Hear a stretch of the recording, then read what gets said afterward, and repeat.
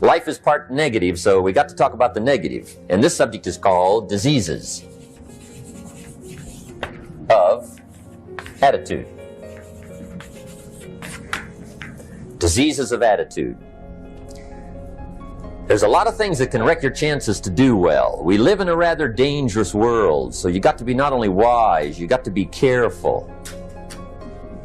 Now, attitude diseases are just as bad as physical diseases, right? High blood pressure, heart trouble. I mean, a lot of things lace your chances to do well. So you've got to be careful. And attitude diseases are deadly. I mean, they'll destroy all the good things you start. These attitude diseases are like weeds that grow in the garden. It's a normal part of life. Here's a good phrase to note. Negative is normal.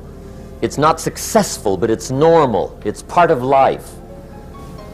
And here's the next key, in my opinion. You must learn to handle the negative.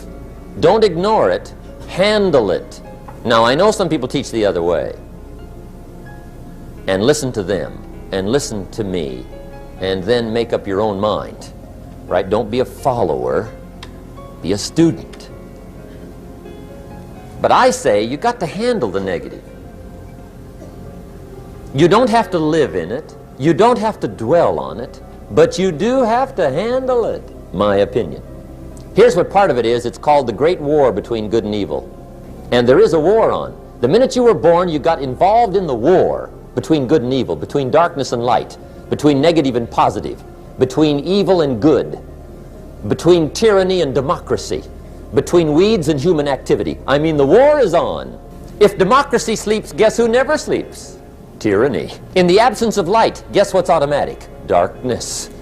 If good does not arouse itself and become active, guess what moves in? Evil. It's a war. A mental war, a physical war, a financial war, between enterprise and ease, between accomplishment and failure. It's a war.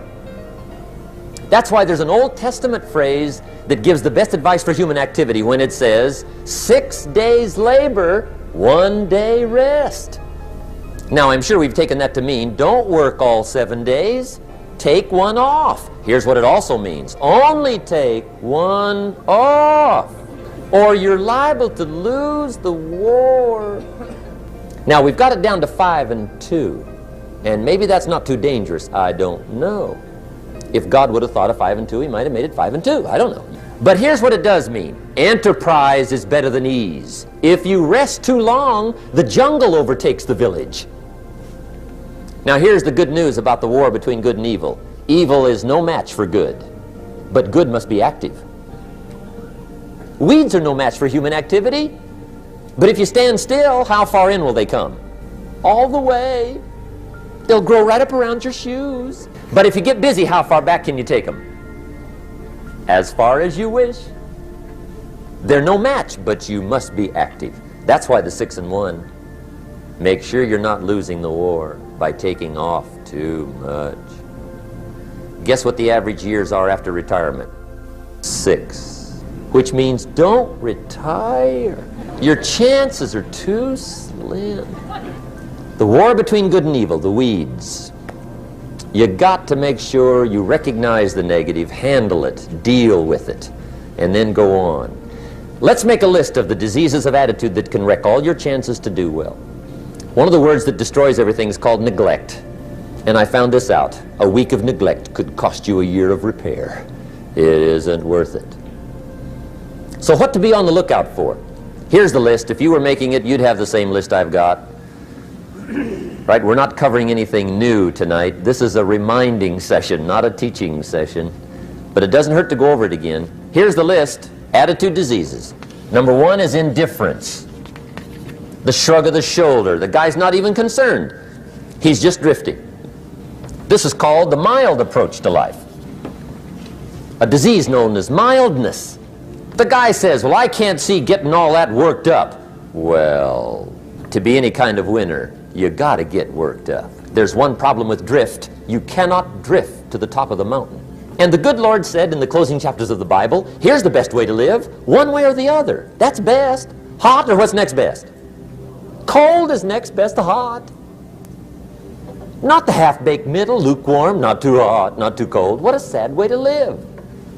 I think what it means is pick a direction and go with everything you got. Just pick one and go. Somebody says, yeah, but what if it's the wrong direction? You'll find out quicker. It won't take you 25 years to wake up and say, oh no, I've been walking the wrong road. I told my staff the other day, next best to prosperity is adversity. If one doesn't get you, pray for the other. We all do better from one of two reasons, inspiration or desperation. And I don't wish anything bad on you tonight, but if you're not inspired, I hope a wagon comes down your rut. Whatever it takes to get you to try harder, read more, set your goals, and go for it. Somebody asked me one time, what quality would I pick if I wanted to work with somebody? And you know what I picked first? Number one, strong feeling. Please, number one, give me somebody that feels strong. About most anything, I don't even care. Just so they believe it. Even if they disagree with me. Wonderful. Just so they disagree vigorously.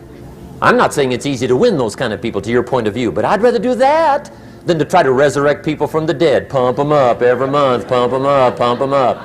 Here's the key to the good life. Learn to put everything you've got into everything you do.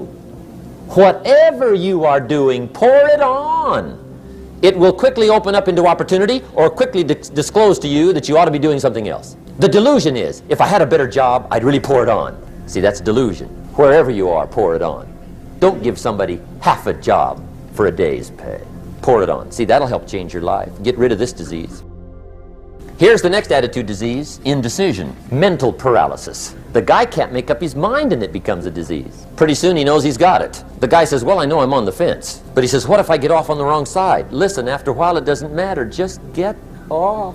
Any side will do. A life full of adventure is a life full of many decisions. The ones that turn out to be wrong give you better experience to make better decisions. So don't see how many decisions you can get out of, see how many you can get into. That's where the adventure is. So shake off this disease, indecision. The next one is doubt. Doubt's like a plague. And one of the worst is self-doubt. There are many, but that's one of the worst. The guy doubts himself. Doubts if it'll last that long for him. Doubts if he can do that well. Doubts if he can make that much. Doubts if he can accomplish all that. A chronic, excellent self-doubter. You can imagine what damage that does to your future. So here's the key. Turn this coin over and become a believer. And there's many things to believe in. One of the majors is yourself. The understanding of self-worth is the beginning of progress. Now, if those three don't get you, this one will. Worry. That's a devastating disease. Worry. Worry causes health problems, social problems, personal problems, family problems. It's devastating. Worry long enough, it'll drop you to your knees. Could reduce you to begging. I know how bad this one is. I used to have it bad. I used to be known as a super worrier. Not a super warrior. No, super worrier. My family wished I'd have been a warrior. I got those years to make up for. But I'll tell you what. My advice to you is do what I finally did. On worry, give it up. Who needs it? I'm not saying it's easy. I'm saying it's worth it. It took me almost 1 year to kick the worry habit, and it was not an easy year. It was one of the toughest years I ever spent, but I finally got that monkey off my back. And I discovered you could live the most incredible life free of worry. Not free of challenge, not free of difficulty, free of worry. I learned how to do it, and you can. Here's the next attitude disease, over-caution. Some people never will have much. They're too cautious.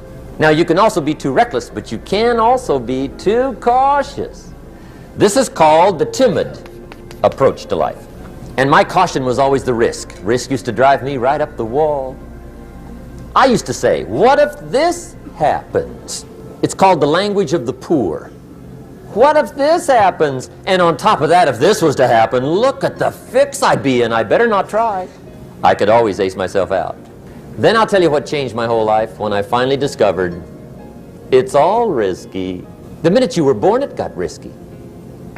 If you think trying is risky, wait till they hand you the bill for not trying. If you think investing is risky, wait till you get the tab for not investing. See, it's all risky. Getting married is risky. Having children is risky. Going into business is risky. Investing your money is risky. It's all risky.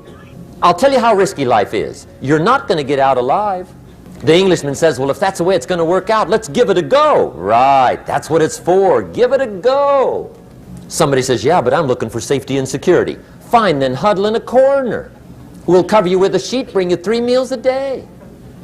And we'll protect you, feed you, look after you, care for you. We won't let anything happen to you, and you'll probably live to be 100.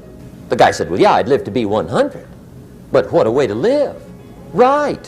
What a way to live, safe and secure. Don't ask for security. Ask for adventure. Better to live 30 years full of adventure than 100 years safe in the corner. And see, it's not important how long you live. What's important is how you live. The next one is pessimism. Pessimism, the deadly disease of always looking on the bad side, the problem side, the difficult side, checking all the reasons why it can't be done. The poor pessimist leads an ugly life. He doesn't try to figure out what's right. He tries to figure out what's wrong. He doesn't look for virtue. He looks for faults. And when he finds them, he's delighted. How ugly. This is the poor guy looks through the window, doesn't see the sunset. He sees the specks on the window. And this is the poor guy, right, who rushes up, takes such leave of his senses. This guy rushes up and he says, I've got 5 good reasons why it won't work. He's so dumb he doesn't know all he needs 1. He's got 5. To the pessimist, the glass is always half empty. To the optimist, the glass is half full. Why would the same measure affect people 2 different ways? Answer, it all depends on how you look at it. Our lives are mostly affected by the way we think things are, not the way they are. The way we think they are affects us most. The last disease, but this one is deadly. Engage in this one, indulge in it even slightly, and you might as well forget the future because it's going to forget you. Complaining, crying, whining, griping. A Bible word called murmuring. See, that'll ace your future. Spend 5 minutes complaining and you have wasted 5. And you may have begun what's known as economic cancer of the bone. Surely they will soon haul you off into a financial desert and there let you choke on the dust of your own regret. I hope I said that well, so you won't forget. It's a deadly disease. If you don't think it's bad, ask the children of Israel of Old Testament fame. Typical of us all, their story just happened to get in the book. Story says, children of Israel were slaves. God performed a series of dazzling miracles and got them out. And now they're heading for the promised land. Remember the story? Heading for the promised land. Tragedy of the story, they never got there.